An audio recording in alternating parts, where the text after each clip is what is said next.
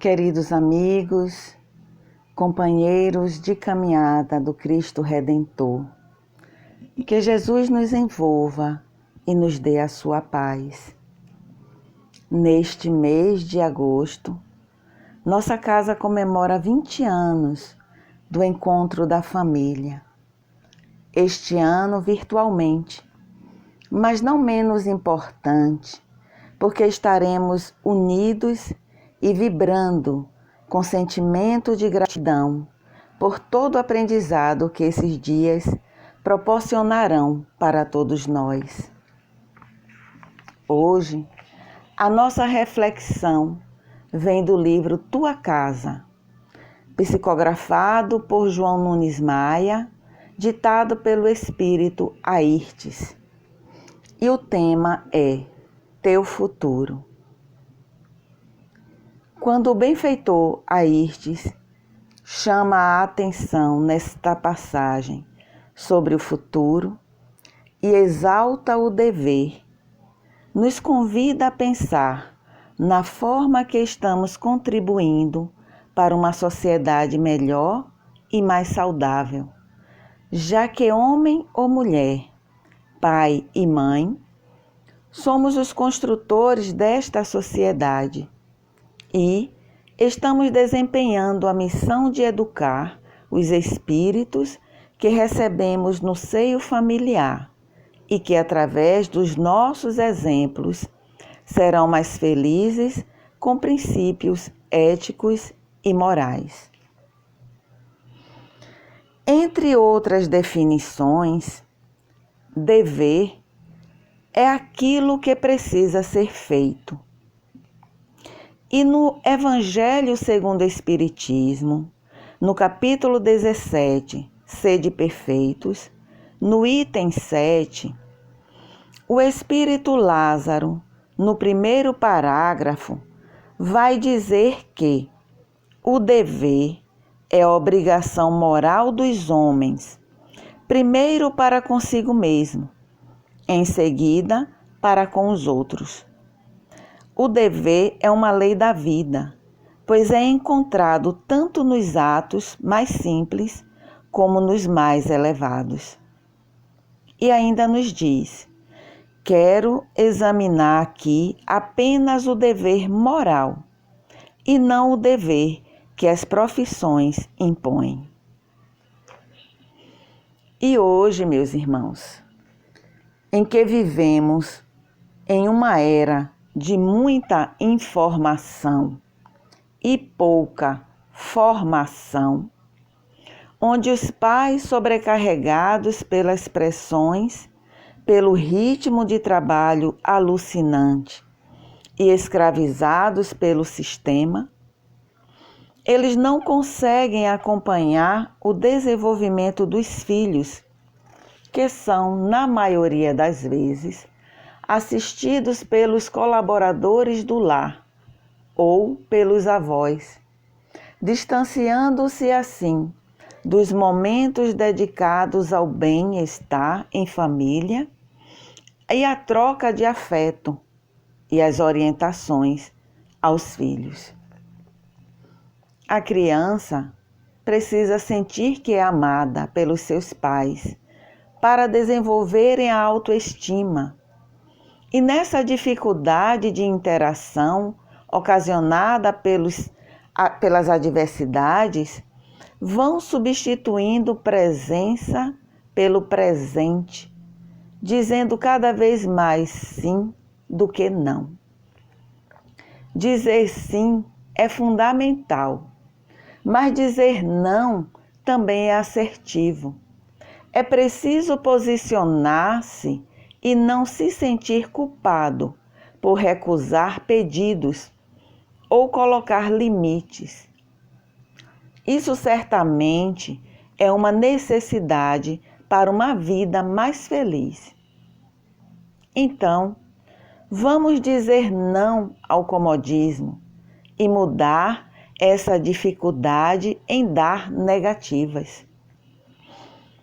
A resposta dada a Kardec na pergunta do Livro dos Espíritos de número 508, ela vai nos dizer que o dever implica mais do que o homem pensa, sua responsabilidade para o futuro, ressaltando assim a seriedade do compromisso espiritual assumido pelos pais. O não, meus irmãos, não é a negativa de algo, é sim um direcionamento para um caminho. Um simples exemplo: quando colocamos um cinto de segurança e pensamos desta forma que podemos estar restringindo a nossa liberdade, nós podemos ver essa ação como um sacrifício ou perda, e não uma ação de preservação à vida, um cuidado. Então, quando um pai diz um não para um filho, ele está edificando a educação e os cuidados para com ele. Precisamos, meus irmãos, entender o que está por trás desse sim. Às vezes, os pais, os avós ou algum familiar costumam dizer sim por ser mais cômodo aparentemente. Para não aborrecer, dizem sim. Mas ouvimos por aí muito, entre aspas, abre aspas, as crianças de hoje não têm limites, fecha aspas. Mas quem está sem limite são os pais, que têm que trabalhar, têm que estudar, têm que interagir em diversas atividades sociais, sem contar em redes sociais, ainda fazem academia e quando chegam em casa estão cansados e distantes do dever de educar o filho e vão assumindo comportamentos inversos, onde o pai quer ser como o filho. Desejam até ser os melhores amigos dos filhos, e isso está certo, mas a forma é que talvez não esteja adequada. E vai se deixando o filho órfão de pais vivos. A criança entra em desespero e quando ela é frustrada, ela fica tirana, grita, joga as coisas no chão, fala palavrões para aquele que diz não, que com certeza não ousaríamos nem pensar em falar aos mais velhos ou ao pai ou à mãe. O que acontece com essa criança? Simplesmente foi viciada em ser atendida e cada vez mais não se contenta com pouco ou com um não. Ela vai sendo frustrada cada vez menos e espera do mundo cada vez mais e perde o controle toda vez que alguém diz não.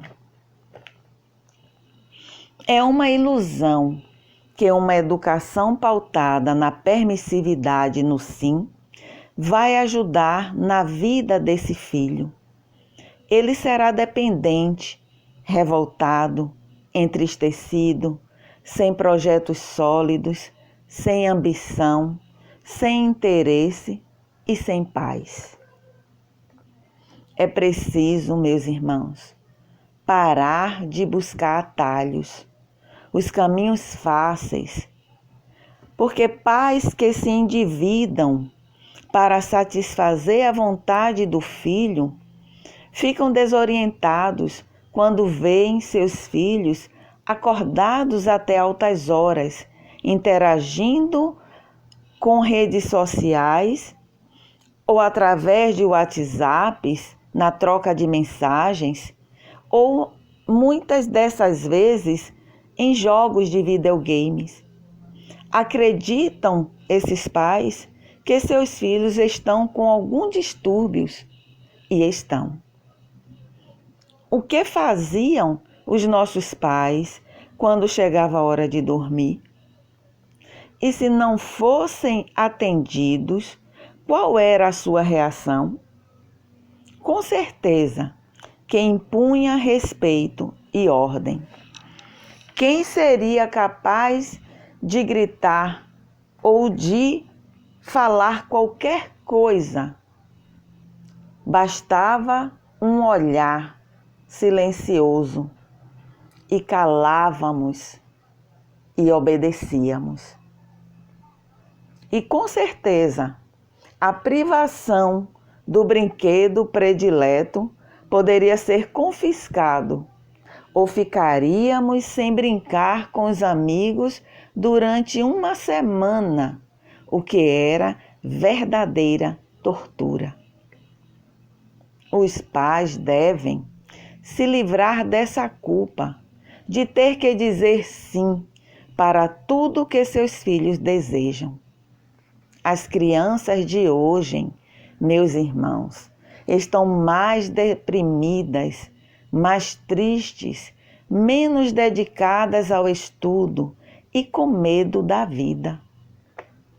Quantos jovens que entram em uma faculdade qualquer na hora do vestibular e desistem depois porque queriam uma faculdade A e para não se frustrar, ele vai na mais fácil. Ou, outras vezes, ele quer seguir a carreira A, mas não consegue tirar nota no Enem e para não ficar mais um ano fora, entra na nota que dá. Vemos aí então jovens sem projeto, sem interesse, sem ambição, porque foi educado a não buscar, a ouvir sim e ter suas vontades satisfeitas. Já paramos para pensar em como está a caminhada desses filhos? Como está o seu lar? A busca incessante, além do cansaço, tem trazido alegrias em seu lar? A paz reina soberana em sua família? Meus amigos, meus irmãos, o afeto, a segurança, a educação e a presença são fundamentais para a formação segura dos nossos filhos. A presença não pode ser substituída por presentes. Um momento compartilhado entre os pais e seus filhos irá construir cidadãos seguros e firmes. Com certeza, vocês falam com seus filhos. Mas será que conversam, que dialogam, que trocam ideias e tiram suas dúvidas acerca de suas aflições ou pensam que é tarefa da escola? E por falar em escola, a fala de um professor me chamou a atenção quando ele disse o seguinte: às vezes, os alunos chegam às escolas com as mochilas carregadas não só de livros, mas também de angústias. Então, resolvi realizar uma dinâmica com 6 turmas e pedi que anonimamente eles escrevessem uma angústia em um pedaço de papel, sendo ela fictícia ou real. Em cada papel lido em voz alta, os alunos que se identificassem com ela deveriam dar um passo à frente. e foi muito alto o número de alunos que se identificaram com 3 delas. A primeira, a incompreensão familiar. A segunda, a falta de diálogo. E a terceira, o distanciamento dos pais. Meus irmãos, uma família não se improvisa. Ela é formada por um planejamento espiritual. Se desencarnássemos hoje, quais os exemplos que deixaríamos? É uma grande verdade que sem laço a vida torna-se um nó. Que Jesus nos envolva e nos dê a sua paz, hoje e sempre.